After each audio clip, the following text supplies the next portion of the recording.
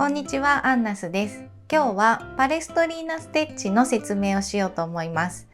パレストリーナステッチっていうのは割と英語圏とかで使われている表現っぽくて、日本だとジャーマンノットステッチとか、あとケーブルステッチとかっていう名前で紹介されているらしいんですけど、私がいろいろ調べた時に英語のサイトばっかり見てたので、パレストリーナステッチって最初に言ってしまったので、それでいこうかなと思います。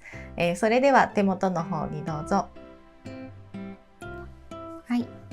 ではパレストリーナステッチの説明をします。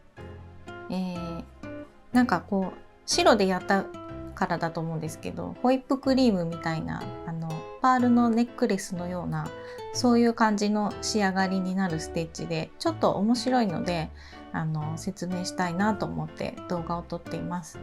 で、これのやり方なんですけど、もう早速玉留めしてますね。で、縦に進めると楽です。で、まず最初上から出します。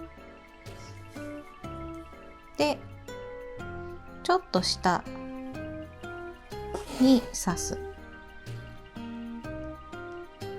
で、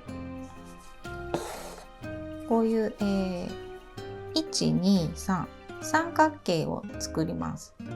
で、この最初のストレートステッチになんか絡めたりとかして、こういうなんかこうパールっぽいものが出来上がるんですけど、針を入れる位置っていうのは毎回右から左、ちょっと左利きの方もちょっと頑張って右でやってください。そこまでちょっと説明が難しくて、なので最初の、始まりはストレートステッチがこう斜めに入ってます。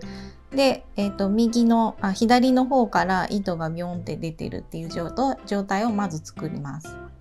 そしてこのストレートステッチをすくいます。普通にすくうとこんな感じで、もう一回すくいます。で、もう一回すくうときはこの糸をギュッとこう上に押し上げて、でもう一回下のこのストレートステッチをすくうんですけど、この時は糸をかけてください。かけずにやるとなんか違うものになるんで、糸をかけて引っ張る。そうすると、はい、出来上がりです。なんか最初に糸をかけずに引っ張りましたね。で、2回目は糸をかけて引っ張る。で、こうちょっと下に引っ張るとこうなんか綺麗な結び目みたいなのが出てくるので、でまた次に行きます。で、次はここ線引いておくと分かりやすいかもですね。ここにね。なんか図案とかだと線が1本しかないかもしれないんですけど、ちょっとフリーハンドですいません。あまり綺麗な線じゃないんですけど、これで、このでってこのちょっと下あたりに針を刺して、さっきのここがストレートステッチになりますね。最初にこのストレートステッチ作らなくちゃいけないんです。斜めに。で、反対側のこの延長線上のここから針を出して、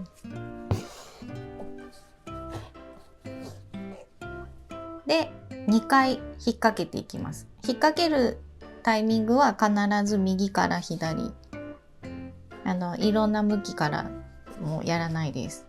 右からまずシュッとやって、でもう一回さっきかけた糸をちょっと上にニュッと寄せて、でまた下に右から左に糸をかける。でこの時はくぐらせる、糸をかけてで引っ張る。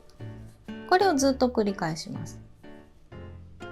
最初ストレートステッチを作る、反対側から糸を出す、でとりあえず1回くぐらせる。で2回目くぐらせる時は糸をかけてくぐらせる。で最初は糸をかけずにくぐらせる。2回目は糸をかけてくぐらせる。もう一回やりますね。ストレートステッチをまず作る。斜めにストレートステッチを作る。で反対側から針を出して、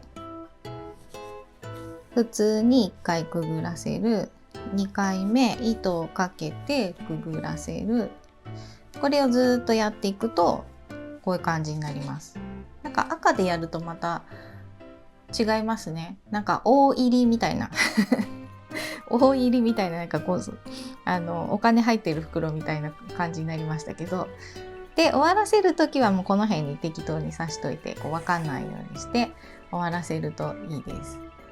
でこれをなんか一粒だけしか作らない場合はジャーマンノットとかいうらしいですね。私はもう全然ステッチを使わないので、そうなかなか初めてのステッチだったんですけど、こうくぐらせて、でこっち側は糸をかけてくぐらせて、はい、これでこの辺の際に刺しておくとこれで出来上がりです。これ1個だけ使う場合となんか続けて使うものとあるんですけど、どっちも素敵なので、ぜひ何に見えるかな、どうやって使うといいかなみたいな、これ何に応用するといいのかいろいろ考えてみてください。以上です。いかがでしたか？チャンネル登録といいねボタンをよろしくお願いします。それではさようなら。